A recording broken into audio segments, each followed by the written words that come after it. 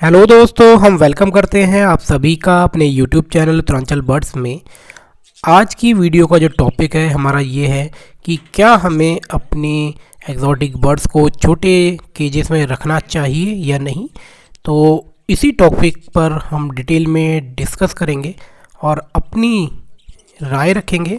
और प्लीज़ आप भी अपनी राय कमेंट करके ज़रूर बताएं कि क्या हमें छोटे केजेस में अपने एक्जॉटिक बर्ड्स को पालना चाहिए या नहीं, या फिर इनसे ब्रीड लेना चाहिए या नहीं। तो चलिए और वीडियो को शुरू करते हैं। तो सबसे पहले मैं आपको अपनी राय बता दूं कि जब फर्स्ट टाइम मैंने भी बजीज परचेस किए थे तो मैं भी जब मार्केट से लेकर आया तो ये छोटे फैंसी केजेस मिलते हैं, उसी में ही ले आया मैं।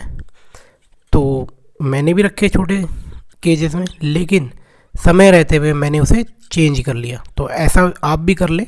और अब हम चलेंगे और देखेंगे कि एज़ पर इंटरनेशनल स्टैंडर्ड्स एक बजीज के लिए क्या स्टैंडर्ड साइज़ होना चाहिए एक पेयर। तो वो लिखा है, देखिए साफ सी इस लिस्ट में कि 1.5 feet by 1.5 feet by 2 feet, मतलब लंबाई उसकी 1.5 फीट हो, उसकी चौड़ाई 1.5 फीट हो और उसकी केज की हाइट भी 1.5 फीट से 2 फीट होना चाहिए, क्योंकि इसमें 2 फीट है, 24 इंच लिखा है। और जो उसके केज की जो जाली है उसकी जो स्पेसिंग है, ऐसा नहीं है आपने मच्छरदानी वाली जाली लगा दी बिल्कुल और उसमें रख दिया, तो वो आधा फीट चौड़ा होना चाहिए। ये बजीज के लिए बता रहा हूँ। और ये चार्ट आप देख लीजिए, इसका स्क्रीनशॉट ले लीजिएगा जो मैंने अभी दिखाया था आपको पहले।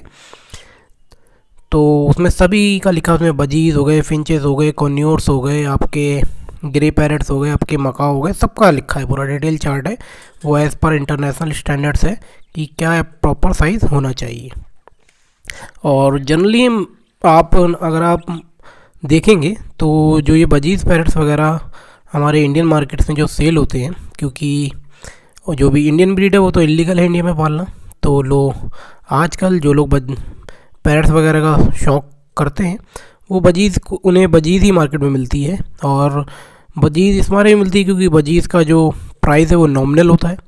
तो जो सबसे पहले बिगनर जब जाते हैं बर्ड्स के फील्ड में तो सबसे पहले बजीज लेकर आते हैं।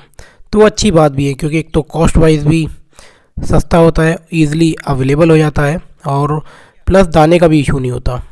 क्योंकि बजीज के केस में ऐसा नहीं है कि वो गिनारा ही खाएगा, उसे आप बाजरा भी देंगे, भले ही वो 1-2 दिन ना खाए, लेकिन तीसरे दिन से वो खाना शुरू कर देगा। उसके अलावा आप उसे रोटी भी दे सकते हैं।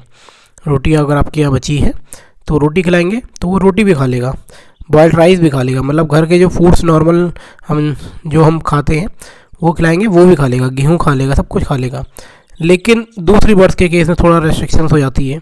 अगर आप कॉकटेल्स ला रहे हैं, मकाओ ला रहे हैं, सन कॉन्योर्स ला रहे हैं या फिर जावा ला रहे हैं, तो सब चीज़ में थोड़ी सी रेस्ट्रिक्शंस होती है। क्योंकि अगर आप लव बर्ड्स को बाजरा खिलाएंगे वो खाएगा भी नहीं, भले उसे भूख लगे या ना लगे, वो खाएगा नहीं, छुएगा भी नहीं। तो इसीलिए सबसे पहले अगर आप बिगिनर हैं तो बजीज से स्टार्ट करें। और क्या सही है छोटे केज में बर्ड्स पालना, तो उसमें मेरी यही राय है कि अगर आपने शुरू में बर्ड्स रखी तो आप छोटे केज में रख रहे हैं, कोई दिक्कत नहीं।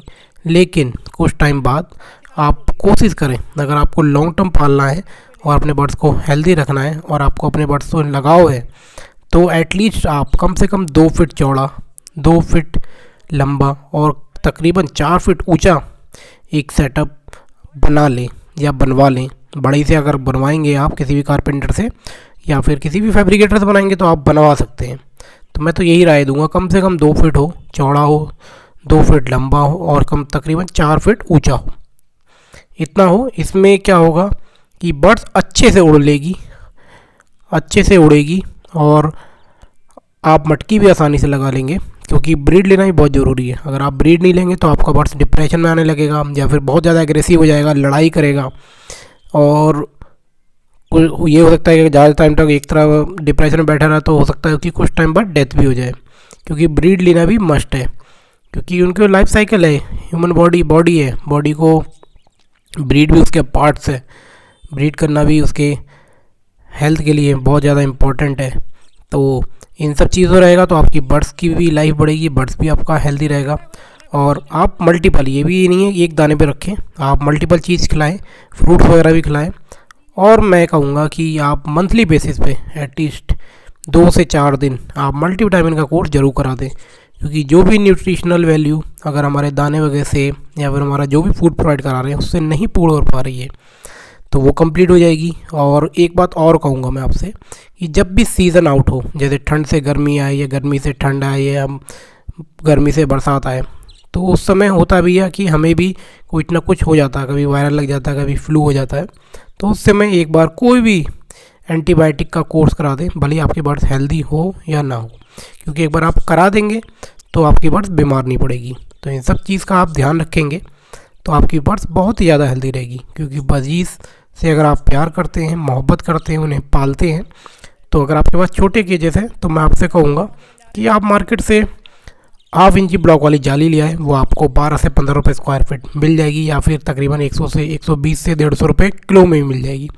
अगर आपके पास बड़ा स्पेस है तो आप कॉलोनी टाइप की मिनी बना लें, तो कोशिश करें, अगर नहीं है तो आप केज बना लें। और अगर आप फ्लैट्स वगैरह में रहते हैं तो आप उसके नीचे व्हील लगा सकते हैं, क्योंकि मैंने इनाया का सेटअप दिखाया आपको, उन्होंने व्हील लगा रखा है, उसे आप बालकनी में कर लें और नाइट में अंदर कर लें, नहीं तो बालकनी में भी आप रख सकते हैं। लेकिन बस ये कोशिश करिएगा कि ठंड का मौसम है तो उसे कुछ कवरिंग के लिए कुछ रेडी करके रखिए, जिससे उसे अच्छे से कवर कर ले तारप्लिन वगैरह से या फिर कोई ब्लैंकेट्स वगैरह से। तो आप ईज़िली अच्छी ब्रीड और अच्छी हेल्थ के साथ बजीज़ को पाल सकते हैं। अगर आपको वीडियो मेरी अच्छी लगी हो तो ज़रूर लाइक कर दें, शेयर कर दें और कमेंट ज़रूर करिए। चलिए अब हम अपनी वीडियो को यहीं एंड करेंगे और आप सभी से मिलेंगे अगली वीडियो में एक नए टॉपिक के साथ। तब तक के लिए गुड बाय, अल्लाह हाफिज़।